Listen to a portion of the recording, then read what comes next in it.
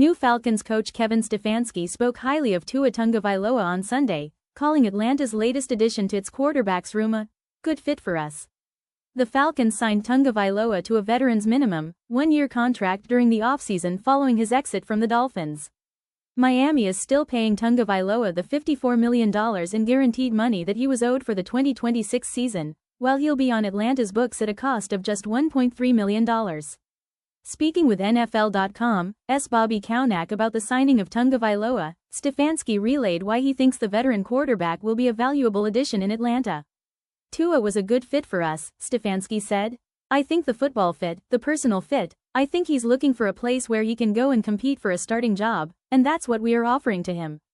I think he's somebody that has always competed in career, look back at his time at Alabama, saw him coming in, and he wants to do what's best for this football team. We're excited to have him.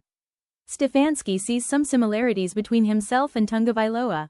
Both were outcasted by their former organizations during the offseason. Stefanski was fired by the Browns after 6 seasons in Cleveland, and Tagovailoa was released by the Dolphins before the expiration of his contract after spending the last 6 years in Miami.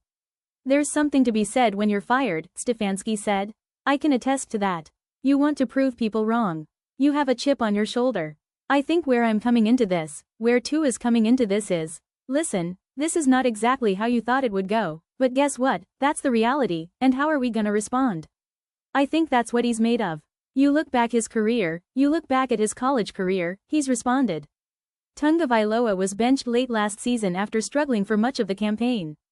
In 14 games, he threw for 2,660 yards and completed 67.7% of his passes while recording 20 touchdowns and 15 interceptions.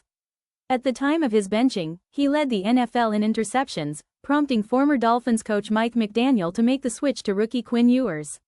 Now, having landed on his feet in Atlanta, Tagovailoa will look to compete with Michael Penix Jr. to win the starting job.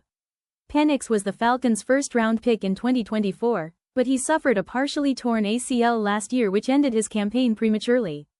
In 9 games in 25, Penix threw 9 touchdowns and 3 picks, but he will have to prove himself upon his return to camp in order to maintain the starting job heading into the 26th season. The Falcons' quarterback battle will certainly be something to keep an eye on throughout the offseason, as Penix will be determined to prove he's still the team's QB of the future, while Tagovailoa will attempt to get his own career back on track.